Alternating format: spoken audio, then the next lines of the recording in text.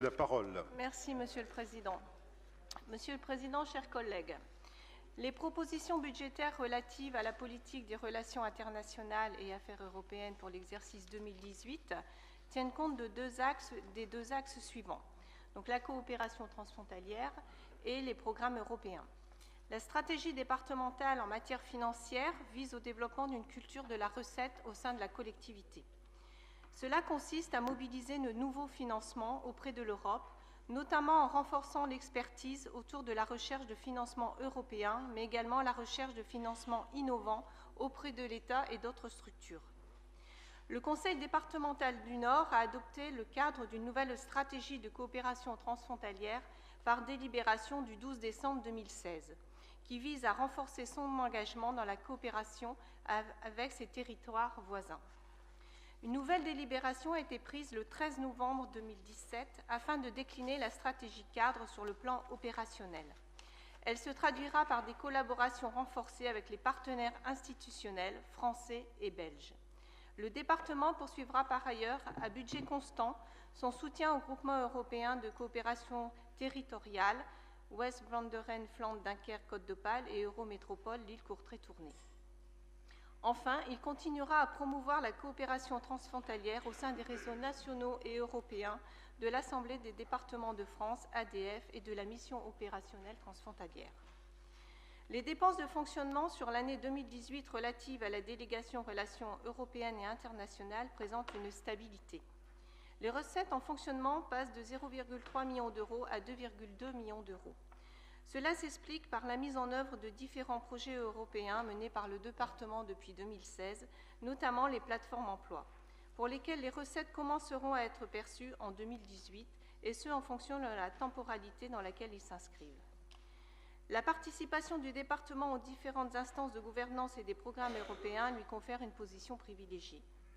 Ce positionnement stratégique lui permet de mobiliser des financements pour des projets relevant de la solidarité territoriale, de la solidarité humaine qui optimise les politiques départementales. C'est ainsi que le département est associé à l'élaboration, la gestion et le suivi de 4 programmes européens. Le programme de coopération territoriale européenne Interreg 5 France-Wallonie-Val de Rennes, pour lequel il bénéficie de financement au titre de l'assistance technique pour 1,8 équivalent temps plein.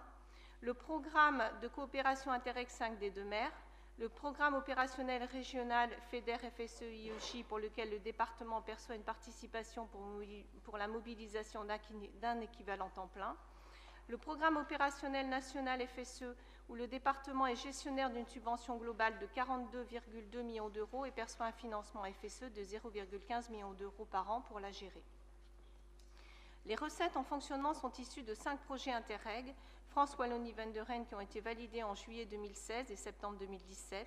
Ils touchent les thématiques du social, projet AP Réseau Service, aide aux aidants aux personnes âgées de 60 ans et plus en perte d'autonomie. Le projet ADIN, alimentation durable inclusive, et de la ruralité, le projet Flandre et Arrêt et Partons 2.0, et de la biodiversité, le projet Vedette. Le département du Nord est gestionnaire d'une subvention globale FSE d'un montant de 42,2 millions d'euros sur la période 2014-2020. La première tranche 2014-2017 de cette subvention globale FSE d'un montant de 20,3 millions d'euros permet de soutenir essentiellement les dispositifs accompagnant le retour à l'emploi des allocataires du RSA. Depuis 2015, 113 dossiers ont été programmés pour un montant total de dépenses de 31,2 millions d'euros. Ils ont permis de mobiliser 14,5 millions d'euros de crédits FSE. À titre prévisionnel, ce sont plus de 11 000 personnes éloignées de l'emploi qui bénéficieront de l'effet levier opéré par le FSE. De plus, 2 dossiers à maîtrise d'ouvrage départementale relatifs aux plateformes emploi et à la démarche d'achat socialement responsable ont été approuvés en octobre 2017 pour un financement FSE à hauteur de 60%, soit 1,2 million d'euros. Les dépenses valorisées concernent la prise en charge d'environ 27 équivalents temps plein sur les années 2015 à 2017. Les demandes 2017 relatives à la médiation à l'emploi et à l'accompagnement de la remobilisation professionnelle sont en cours d'instruction pour une sollicitation au titre du FSE d'un montant de plus de 6 millions d'euros. Les négociations pour la seconde tranche 2018-2020 de la subvention globale FSE sont en cours avec les services de l'État et les organismes intermédiaires, les PLI. Ceux-ci devraient soutenir les mêmes dispositifs de la première tranche et intégrer la maison départementale de l'insertion et de l'emploi de Lille. Tout est mis en œuvre afin de négocier une enveloppe FSE de l'ordre de 20 millions d'euros. La programmation de cette seconde tranche sera effective dans le courant de l'année 2018. Les recettes en investissement sont intégrées aux lignes budgétaires de dépenses des directions opérationnelles et permettront ainsi une vision du coût des opérations pour les départements. Voilà, Monsieur le Président. Merci, Sylvie Dabas.